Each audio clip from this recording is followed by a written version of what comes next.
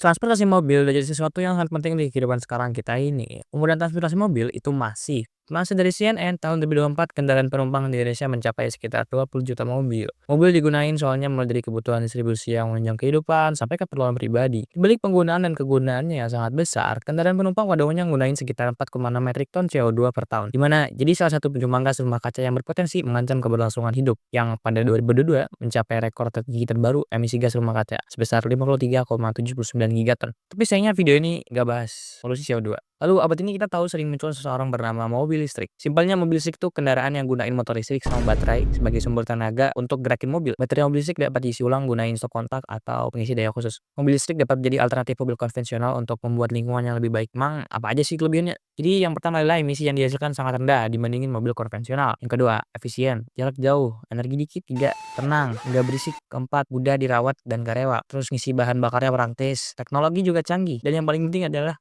ramah lingkungan. Or is it?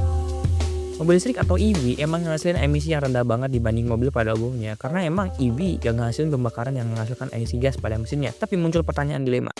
Apakah EV benar-benar ramah lingkungan? Apakah antar ujung-ujungnya tetap merugiin? Masalah lingkungan kendaraan persikan ini mulai muncul pada bagian dalam mesinnya. Komponen mesin yang jadi masalah di sini adalah baterai dari EV. Baterai dari EV mengandung mineral berharga kayak kobalt sama litium. Nah, masalahnya ini bertolak belakang dengan slogan EV yang ramah lingkungan, di mana pengelolaan kedua bahan ini justru berdampak sangat merusak lingkungan dan berkontribusi pada emisi karbon global. Ngutip dari Konteks ID, dari manajer kampanye energi dan perkotaan wahana lingkungan hidup Indonesia, Walhi, bahan-bahan logam yang berada di baterai EV jika bocor akan mencemari lingkungan, mulai dari tanah sampai air.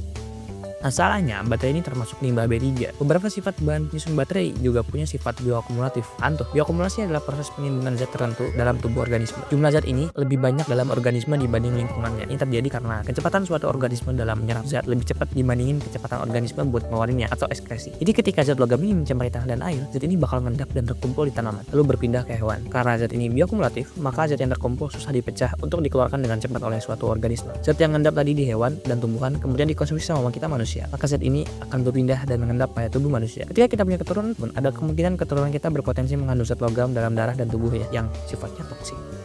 Dilaporin juga ada kasus keracunan pada anak-anak yang bekerja di tambang kobalt di Kongo, Afrika Tengah yang notabene penghasil 70% kobalt dunia. Kasus di Indonesia juga ada, tepatnya di desa Cinangka. Sejak 1968 mereka ngelakuin peleburan aki yang pada umumnya mengandung litium bekas secara ilegal, sehingga ngakibatin anak-anak desa itu terserang penyakit seperti keterbelakangan mental, kaki lemah, tidak bisa berdiri, bahkan sampai ada yang meninggal dunia. Baterai EV ini ternyata juga nyebabin kebakaran. Ada kasus 65 kebakaran di tempat pembuangan limbah di Amerika Serikat pada 2021. Dan dunia sampai sekarang terus nyari cara gimana ngatasin limbah EV ini. Di Indonesia, penyaluran limbah yang tepat jadi solusi ekosistem daur ulang yang baik. Penelitian di California nunjukin bahwa material baru EV pada 2040 bisa pakai hasil daur ulang. Ada cara lain sebenarnya selain daur ulang, yaitu produksi baterai organik. Baterai organik atau biobaterai merupakan suatu baterai dengan bahan alam organik, jadi lebih ramah lingkungan gitu dibandingin baterai konvensional yang pakai bahan kimia berbahaya. Tapi baterai ini perlu pengujian lebih lanjut di lab.